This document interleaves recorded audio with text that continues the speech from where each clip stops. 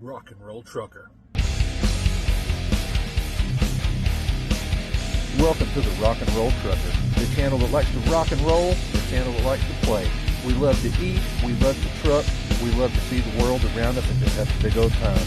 Come on in and have a seat, and let's have a good chat. We'll tell you where we're going, we'll tell you where we've been. Yes, that is me playing the music. Good morning. We're about to pull out of Carnesville, Georgia. Thank goodness. That was not the best truck stop in the world. The shower was terrible. Just the whole place is that is a badly outdated place and everything. Rough one. Is what it is though. Luckily I didn't need it for a whole lot while I was in there, but we're about to pull out. I just got off the phone trying to call the broker, trying to get a pickup number for my load. They gave me some numbers that I already had on my rate confirmation sheet, none of which are listed under pickup number, so I believe I'm probably going to have to call back. What you run into now is all of these big freight brokers, when you call in, like early in the morning or after hours or anything like that, you get transferred to what apparently are offshore calling centers. And you can't speak to anybody that really knows what's going on, and you can't really speak to anybody that can understand you and that you can understand. Everything that we need in life anymore, as far as customer service, is getting sourced out to offshore calling centers, and it's just completely worthless. Hopefully when I call back later, I'll get to talk to the real office, somebody that knows something. See, the bad thing about it, and I don't take my frustration out on the people at the call centers on the other end of the phone. It's not their fault that they are being tasked to do work that they have no business doing. It's the people making all the money at the brokerage firm and stuff, but they don't really give these folks the information that they need to even help when you call in. It's like they're there just to arbitrarily answer the phone, and you'll ask them for something or whatever, to get some information. Well, I've got this, and it's never what you need. And I just don't understand the way anything is working in this country anymore. It's these corporate entities, these really large money-making corporate entities that owe you service because you're doing business with them. They're like, well, we don't really want to pay anybody, so we're not going to. We're going to hire somebody offshore, exploit their services for next to no money whatsoever, and not provide a job over here in this country for somebody else that could more accurately help and serve the customer. So it's getting that way with all the stuff. Yeah, if you can see, we've pulled out on the road. Day is already starting out with slight frustration, and I can promise you, with the having been to where this load is picking up, I'll be pleasantly surprised if it doesn't end in a full day of frustration. This load that I'm going 100 miles to pick it up, and then it's going less than 200 miles for delivery, and I fully anticipate it to ruin the entire day. That's what I'm expecting. So fingers crossed that I'm wrong, but after you've been truck driving long enough, and you've been to enough places, and you've been to some places repeated times, you kind of start to know what to expect. And unfortunately, you can read the patterns, you know what's going on. And like my booking rep at my company, it was late in the day, and this load, I guess this broker couldn't get it off the board, and they were willing to wait till today to have this load picked up. It was supposed to have been picked up yesterday, And he thought he was getting me a good short load that was okay rate for what it is. And I don't think he was familiar with it all, and I didn't get I didn't get all of the details. Like, I knew city to city and and all that stuff like that, but I didn't know the customer name yet, or how much the thing was going to weigh, or the customer that was going to. I just had the very loose details, and I didn't know this stuff until I got the rate con. And I told him, I said, had I known these things on there, I would have rejected this load, and I will never run this load again if it ever pops up again, because I know what's probably going to happen. Fingers crossed I'm wrong. Maybe they'll have a good day at this shipper, but haven't been there, I know better. And if you go read the Google reviews from truck drivers at this place, it's an absolute crap show, poop show. I could say the other word, but I'm not going to. I don't feel like it. I'm going to not cuss today. I'm going to be, I'm going to defy the man by not cussing today. I don't know. I don't know where I'm just rambling. I'm just rambling this morning. I'm just frustrated right that phone call. It's all right. Rubbing at it. We're headed towards Atlanta.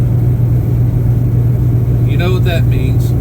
It's 6:20 in the morning, so you know what's going to happen to me here in a short bit. Unless things just go my way.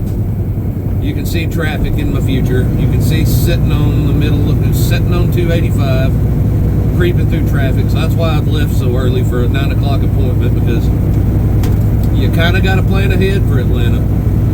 And also, this place is pretty infamous for being one of those places where if you show up, a little bit early sometimes, you'll get up to the window. You usually have to stand in line to even check in, and you get to the window and they'll be like, well, you're 20 minutes early. You go, come back in a few minutes. And that puts you back in line to wait another 20, 30 minutes. And when you check in again, they'll mark you late so they can consider you late, and you've got no recourse on collecting detention pay, of which nearly every driver that goes into this place is going to be entitled to. But they've got their little shakedown tricks to screw you over. You could be there. This is one of those places where, due to the way they do things, you could be there an hour early and end up getting marked down for being late, just because they know how to play the game and know how to screw you out of money. Again, fingers crossed. We'll see what happens. Hopefully it happens for the best, because man, oh man, do I need a good day today. Man, I need one. I need a win. I need a win. Somebody help me win. Batting average is not too high right now in life with this gig. Is today the day we're going to hit the home run? I hope so. I'll for sure give you a play-by-play on whether I hit that home run or not. I'll get off here and put me on some music, or put me in a podcast or something. We're going to tell the phone, play something, see what it plays. We'll get back to you when we get to this customer. If I don't get there way too, I may end up having to sit somewhere for a little bit before I check in, so I don't get there way too early. But I'll see if I can sneak some of the check-in on the phone. I don't know if I'll be able to or not, but we'll try if it looks like I can. If not, I'll talk to you from this seat right here. Y'all ever wondered what a traffic cesspool looks like? A cesspool in general. Here's trying to get into Atlanta on 85 this morning. It's only 7:20. Real traffic ain't even started yet. It's this way for as far as you can see. Far as you can see. And it'll stay this way. I don't like coming here, and if anybody ever wonders why, here you go. It'll be like this for the next, who knows how long. It is what it is. We know, everybody knows Atlanta. All right. Plot twist since I last spoke to you this morning. Well, I left out to go get that horrible load this morning. And I got a call from the broker, and he had been speaking with my dispatch representative about possibly pulling me off of that load because it really wasn't desirable, and they understood that it was going to be impossible to meet the delivery requirements and everything, and they ended up pulling it off of me. I like that. The day got better there. Then the day got worse because we kept looking for another load, Every time we'd find a good one, it'd get booked up or gone. Finally, we booked an amazing one for killer money. I mean, it was going to put me in the black, like really, really, really wonderful. It was a multi-stopper, not a whole ton of miles on it, and really, really good, like desirable revenue. And we were getting it. My dispatcher rep, he talked him into more money. They had it locked in, and before he could sign the rate con, they called and said, "Sorry, my co-worker already covered that one," which is code word for "we found a cheaper truck" before you managed to get your pen on the paper. All right, the hunt begins again. Our day's running, halfway out almost already. Looking, can't find anything worthwhile. Then he finally finds one. Heading over to Rome, Georgia. That's where I'm at now. Going up to Brooks, Kentucky, just up above Shepherdsville, just below Louisville. Pretty decent money. Loaded miles, well over $3 a mile. Factoring in the deadhead, still nearly $3 a mile. And the real winner here, it's only supposed to be about 4,000 pounds. It's some sort of like foam containers for medical products. It don't weigh a thing. It's going to be like running empty. So, it doesn't pay near the revenue that the other one did, but it's pretty good. Very profitable revenue.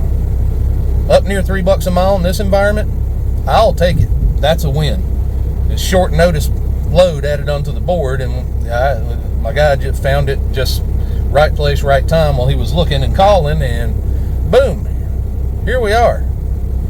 So since I last talked to you, it's gone right, it's gone wrong, back to going right again.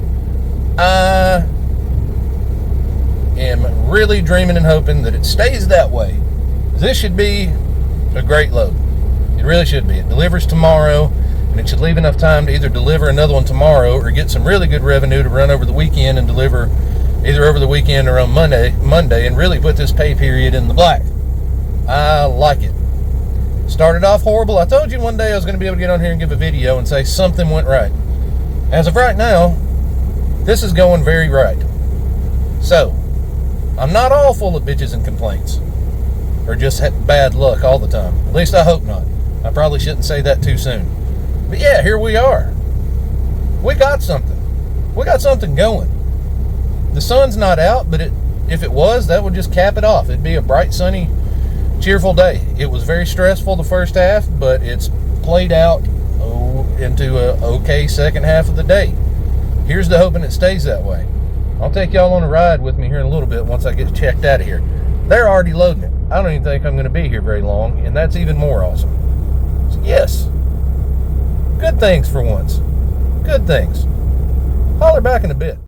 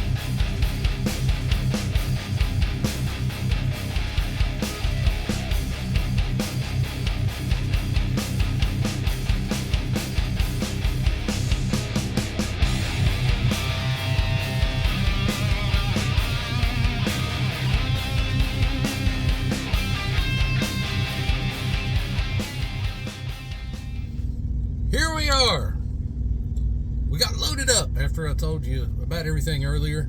And then drove a while, and then I took you for a ride once we hit the Tennessee state line and took you over up and back down Mont Eagle.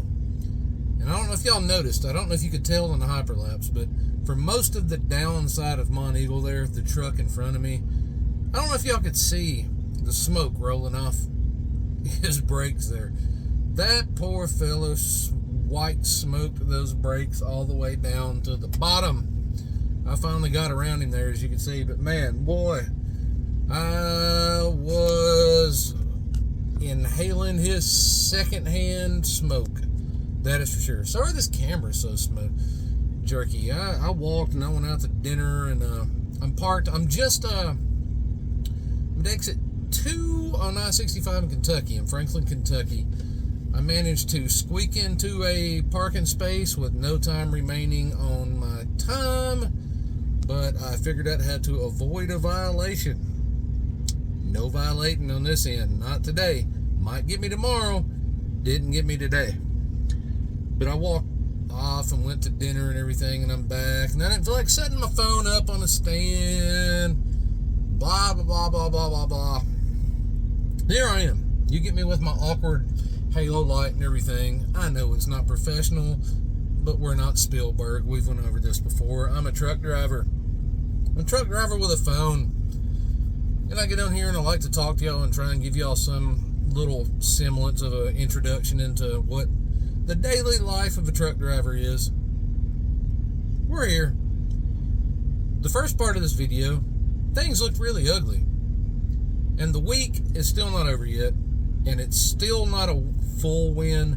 But things went from ugly today to a little better to pretty ugly to way better to a 4,000 pound load paying nearly $3 a mile. Yeah, I'll take it. That's a small win. On top of all the losses I've had later, I'll take any win I can get. But yeah, this is a short one today. Not a lot. I didn't take you on a lot of footage in the windshield and all that stuff and everything, but it was a hectic day and things happened fast when they finally happened, and it's here we are. The route I took you on was a good one anyways. It was like scenic and pretty. And we're gonna get up again in the morning. We got maybe 2 hours to go to get to delivery in the morning. We ran our hours, like I said, all the way down to the point of violating and then figuring out how to not violate once we parked. I didn't say that. I didn't violate. Absolutely not. In fact, there's nothing on my logbook that shows that I violated. So we're good. Don't worry about what I said. I didn't figure out anything. We just didn't violate. You know how it goes. We would never do that. Yeah, we got about roughly 2 hours to go, I think. Brooks, Kentucky / Shepherdsville, and yeah, my finger keeps showing up in the video. This is not professional at all, but it is what it is. This is real life. I'm not trying to show you something that's not happening. I'm not gonna try and glamorize it and make it seem what it's not. Sometimes it's just a guy sitting in his Kenworth seat. My logo, fanciest thing on the truck, that logo there. Sometimes it's just a guy with a camera just trying to tell you how daily life is on the job. That's what I'm doing right now. Sometimes it's going to look better, sometimes it's not going to look better, but this is what it is. But I told you yesterday, or maybe it was this morning, whatever, I told you, I said eventually I'm going to make a video where things are going good. Well, the second half of this video, things are going good. Thrills my heart. Now, the Rock and Roll Trucker, we got to talk about some music. And I saw an article today that reminded me of something I hadn't listened to in forever. It was an article with Glenn Danzig, and they were discussing the finer points of Danzig 3, When the Gods Kill. That is an album you should visit. The first three, definitely the first two, first three, maybe the fourth, but definitely the first two, and probably, and yeah, we'll throw the How the Gods Kill in there. The first two are unmesswithable. You can't mess with the first two Danzig records. And Danzig 3, How the Gods Kill, really good record. I don't think it's on the level of the first two, but the first two were nearly impossible to beat, especially the first one. But this third one, really good record. Really good. I don't want to talk about it like I'm trying to discourage you in any way from checking that record out if you're not familiar with it, because you should absolutely know that record. It's a fine record. It's just that the first two were so fine that even a fine record is hard to measure up to the so fineness of the first two. But we're going to recommend that one. I read that article today. And they still had John Christ on the guitar at that point. Chuck Biscuits was back again on the drums. Erie Vaughn back on bass. Stellar lineup. Danzig was very much still in his prime on this record. That's my recommendation. While you're driving along tomorrow, if you got nothing better to do, pull up Danzig 3, How the Gods Kill. You should do that. I'll listen along with you. I'll pull it up tomorrow too. I pulled it up this evening for a little while, and I'll pull it up again tomorrow. We'll go from start to finish. But that's it. Not a lot of video today. Not a lot to tell. It was bad. It was better. It was bad. It was much better. And here we are. Exit 2, I-65, just across the state line in Kentucky. We're parked at the truck stop across the street from the Flying J. Earlier, we took off and we went on a walkabout, walked on down. They got a nice sidewalk and everything, and went under the overpass, across the interstate, and under the interstate. And there's a Cracker Barrel, and then across the street, I was like, "Oh, a Mexican restaurant." And I have a soft spot for good little local small Mexican restaurants. So that's where I went. I ate well. It was delicious. I'm glad I went. Got some exercise. I'm going to be energized for in the morning when we take off and finish this load up. And hopefully go pick up a second load that delivers tomorrow. If not, a good high revenue one that delivers Monday. But we don't know yet. So I'm just going to sign off. This will be a not super informative video, a little shorter.